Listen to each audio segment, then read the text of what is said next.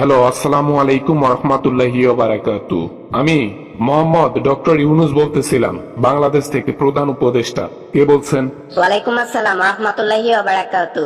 আমি কাওয়া কাদের বলতেছিলাম। আমার বাড়ি ঘর দর যা আছে সব ধুলোসাৎ করে দিয়েছে। মানুষ কি পাইলো? আমাদের বাড়ি ঘর দর এভাবে জ্বালানো পোড়ানো হচ্ছে কেন? এতদিন মানুষকে তোমরা টর্চার করছো, মানুষের পকেট ফাঁকা করছো, মানুষকে হত্যা করছো, মানুষের বুকের ধন ছেলে সন্তান সবাইকে খুন করছো। এখন জনগণের পালা। এত কিছু বাংলাদেশের জনগণ করতেছে, আপনি কোনো আইনের পদক্ষেপ নিচ্ছেন না, চুপচাপ শুধু তামাশা দেখতেছেন। এটা তো ঠিক না।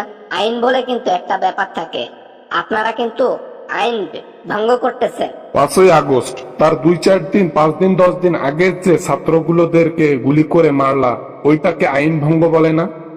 আরে আইন ভঙ্গ কাকে বলে জানেন? 10 জন যেখানে খারাপ কাজ করতেছে সেখানে আইন কাজ করতে পারবে। যেখানে লক্ষ লক্ষ জনতার ভিড় এবং তারা একটা কিছু করতেছে, সেখানে আইনের কোনো ভ্যালু থাকে না। কমন সেন্স নেই নাকি? এরকম যদি ব্যবহার করে বাংলাদেশের পাবলিকরা, জনগণেরা, তাহলে আমরা কিভাবে দেশের মধ্যে ফিরে নির্বাচন করব? আমাদেরও তো একটা ইচ্ছা থাকে, বাসায় গিয়ে নির্বাচন করি, দেশে গিয়ে নির্বাচন করি, সেটা মনে হয় না। কোন রকমে দেশ ছেড়ে পালাই গেছেন, এখনো মুখের মধ্যে নির্বাচন নামটা রেখে দিয়েছেন। আরে বাংলাদেশে আপনাদের একটা ভিডিও লঞ্চের পরের অবস্থা তো দেখতেছেন। যদি বাংলাদেশে পা দেন কি হবে সেটাও ভেবে দেখেন। ডক্টর ইউনুস, তুমি কি আমাকে ভয় দেখাও? হ্যাঁ, তুমি কি আমাকে ভয় দেখাও? আমরা দেশের মধ্যে না যাই আর তোমরা দেশটাকে ভোগ করবা, জনগণকে হাতাইয়া নিয়া দেশটাকে ধ্বংস করবা, বুঝি তো? আল্লাহ তাআলা কয়দিন জানি আমাকে বাঁচিয়ে রাখছে। হয়তো বা এই দায়িত্বটা নেবার জন্য আল্লাহ তাআলা এতদিন বেঁচে রেখেছিল। মানুষের ভালো করব ইনশাআল্লাহ, মরে যাব তাও একটা খারাপ কাজ করব না তোদের মতো। আমাদের বাসা ভাঙচুর হচ্ছে, এগুলার কোনো বিচার নাই, অথচ আমরা গণহত্যা করেছি, কয়টা মানুষকে মেরেছি, তার জন্য বিচার বৈঠক বসাতে হবে? এই কয়টা মানুষের জন্য? ওদের চাইতে আমাদের জীবনের মূল্য বেশি। এই যে কাউয়া কাদের, তুমি যে এই কথাটা বললা না, এই কথাটা আমার সামনে এসে বলো, দেশের মাটিতে পা রেখে বলো, তাহলে বুঝবো তুমি এক বাপের এক সন্তান। এরকম আজে বাজে কথা বলার জন্য ফোন দিছো? হে, ফোন রেখে দাও তাড়াতাড়ি।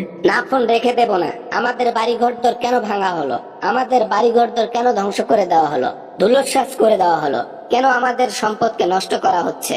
বাংলাদেশের মানুষ যা ইচ্ছা তা করতে পারে না? আমরাও তো একজন রাজনৈতিক নেতাকে, তা নাকি?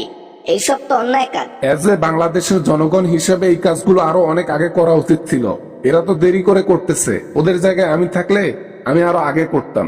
একটা দায়িত্ব নিয়ে বসতে জন্য আমি সুশৃঙ্খল পরিবেশ দেখতে ভালোবাসি।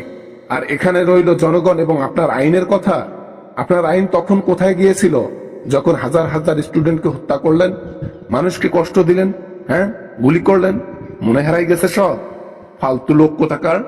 না মানে hello hello hello hello hello কেটে দিচ্ছেন? হ্যালো, 16-17 বছর সারাটা জীবন দেশের মানুষকে কষ্ট দিছ, নিজের পকেট পরেছ, টাকার পাহাড় গড়েছ, মানুষকে কষ্ট দিয়া টাকা পয়সা লুটপাট করে দেশের বাইরে চলে গেছো, গণহত্যা করে দেশের বাইরে পালিয়ে চলে গেছো। মানুষ এখন বসে থাকবে, তামাশা দেখবে, তাদের যা ইচ্ছা তাই করবে। আমরা কিছুই বলবো না, কিছুই করব না। নেক্সট টাইম ফোন করবি না।